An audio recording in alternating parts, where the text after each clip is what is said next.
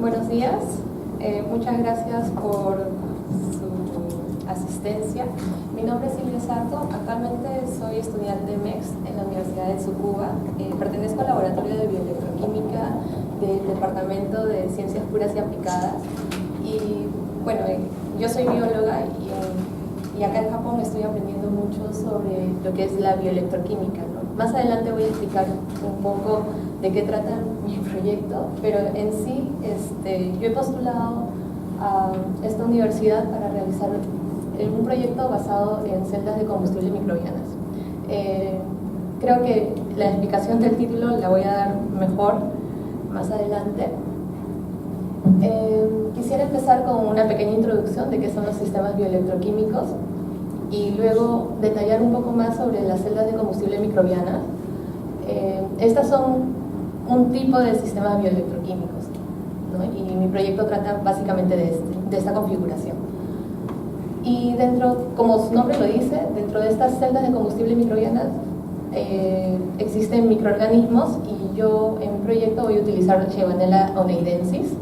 Voy a explicar un poco las características de este microorganismo y luego ya con esta explicación voy a pasar a explicar un poco más sobre mi proyecto de investigación, ¿no? Y bueno, yo tengo acá, o voy a presentar algunos resultados preliminares, ya que hasta el momento me encuentro ejecutando el proyecto, no tengo resultados concluyentes, pero quería más o menos darles una idea de qué es lo que más o menos se está obteniendo hasta el momento, ¿no? Con este proyecto. Bueno, los sistemas bioelectroquímicos han captado la atención de muchos investigadores en los últimos años, más que todo por la aplicación que estos pueden tener. Y se han mostrado como una alternativa aún a escala piloto, ¿no? Una alternativa para solucionar problemas como lo son la contaminación y también el incremento en la demanda energética. Nada más, bueno, del año 2016 al 2017, China solamente ha duplicado su demanda energética o su consumo energético y esta tendencia a nivel mundial va en aumento. Además, las actividades humanas también generan todo un impacto en el ambiente y pues se necesitan alternativas y estos sistemas bioelectroquímicos han sido propuestos como parte de una solución, ¿no? Para estos problemas. Pero básicamente los sistemas bioelectroquímicos se basan en el transporte de electrones. Esa es la definición más simple que podría dar sobre estos. Y al basarse en un transporte de electrones, pues podemos sugerir de que existe todo un flujo de electrones que se traduce en una corriente eléctrica. Es decir, estos sistemas bioelectroquímicos son capaces de producir energía. Pero este transporte de electrones se da gracias a reacciones químicas. Estas reacciones químicas son conocidas como reacciones redox o de óxido-reducción, en donde una sustancia, una molécula, pierde electrones mientras otra gana electrones. Y este tipo de reacción química permite en sí la aplicabilidad de este tipo de reacciones. Está en el tratamiento, por ejemplo, de residuos o también en la síntesis de nuevos compuestos, ¿no?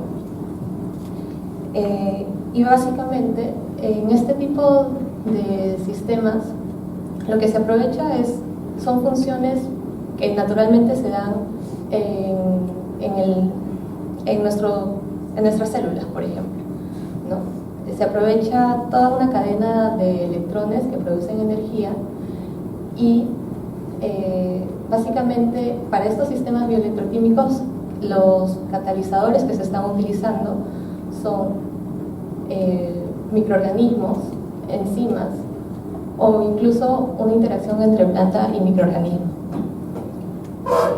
Y como podemos ver acá, en este cuadro súper simple, se puede, además de generar electricidad y también tratar algunos residuos, también se puede producir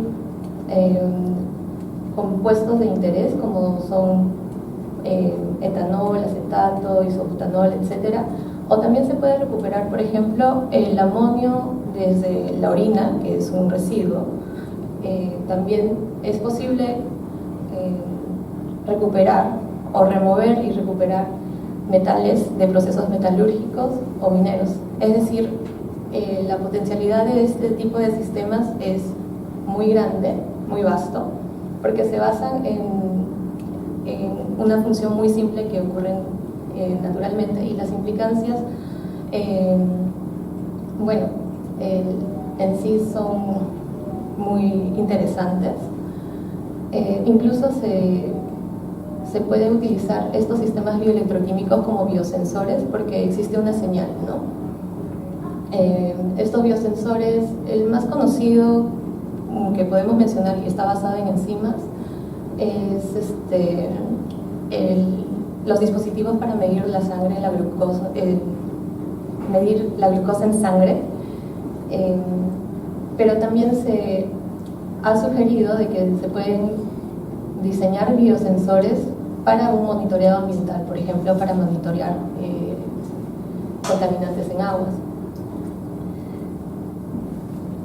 Pero en sí yo me estoy enfocando en este tipo de sistemas que pueden servir para la bioremediación de ambientes, generación de electricidad, como ya mencioné, como biosensores. También pueden funcionar como secuestrantes de carbono, pueden ser utilizados para el tratamiento de aguas o también para manejo de humedales. Entonces, las celdas de combustible microbiano básicamente están compuestas por dos compartimentos, un ánodo y un cátodo. En este compartimento anódico lo que sucede son reacciones de oxidación, es decir, se liberan electrones hacia el electrodo y estos electrones fluyen hacia el cátodo, donde van a suceder reacciones de reducción, es decir, los compuestos que existen acá pueden ganar electrones, ¿no? Y la reacción puede ser catalizada por el microorganismo, y estos microorganismos se llaman exoelectrogénicos, mientras que en el caso del cátodo, los microorganismos que se encuentran acá se denominan electrotróficos. Yo me estoy enfocando básicamente en mi proyecto en este compartimento, el ánodo, y pues se ha referenciado, se ha dicho que se pueden utilizar una serie de residuos para poder producir este flujo energético o el flujo de electrones para producir electricidad. Entonces tenemos estos componentes, electrodos, microorganismos, sustratos, y también es importante tener en cuenta el diseño del sistema. Existen una serie de microorganismos electrogénicos. Yo me estoy enfocando en Sheggonella oneidensis.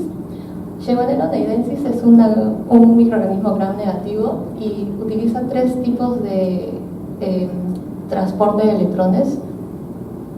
Uno en donde utiliza mediadores, otro que es directo y otro que es en donde utiliza flavinas, que el mismo microorganismo produce. Entonces, bueno, en este video se puede ver que este microorganismo puede desarrollar un apéndice, digamos, o un nanocable. En realidad se denomina nanocable, pero es una prolongación de la membrana en donde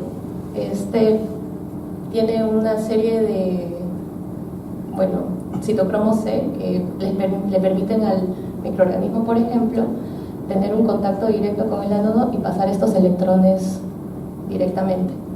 Pero, ¿qué sucedería si es que a este ánodo le ponemos toda una película de mediadores porque normalmente los mediadores pueden estar en el medio y es una cuestión de probabilidad para que este microorganismo encuentre estos mediadores y puedan ir al ánodo, perdón. Pero si inmovilizamos estos mediadores, mejorará digamos, la performance de estos sistemas. Entonces, el objetivo de mi proyecto es analizar justo esa modificación electroquímica, es decir, a este ánodo le estoy electrodepositando mediadores como rojo neutro o azul de toluidina,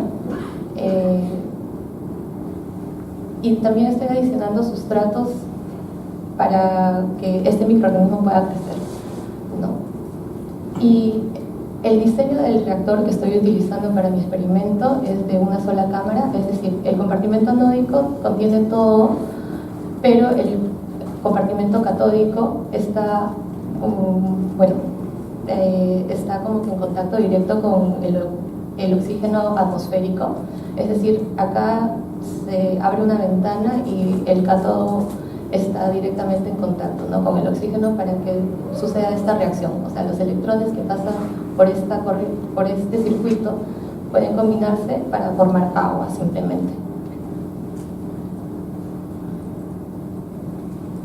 Entonces, bueno, más o menos la metodología que estoy utilizando es en el ánodo lo modifico por voltametría cíclica. Luego también estoy a la par haciendo cultivos de Shevanella oneidensis del microorganismo para poder obtener un número considerable de este como un inóculo para mi sistema.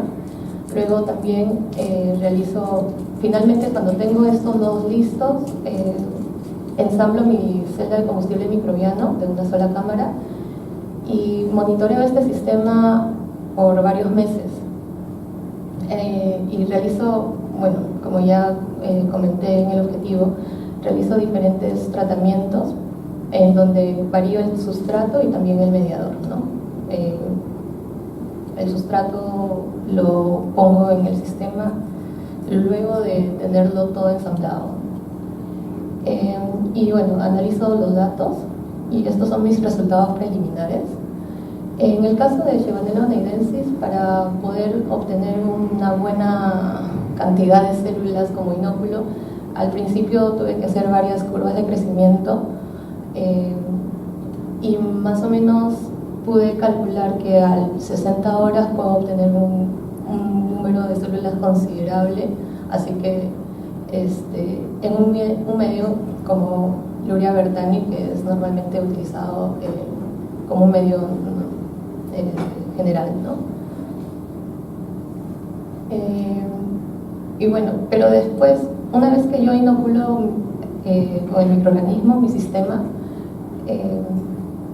veo que se da un incremento en las células después de unos meses en mi sistema, y noté también que existe, o sea, por más que yo inocule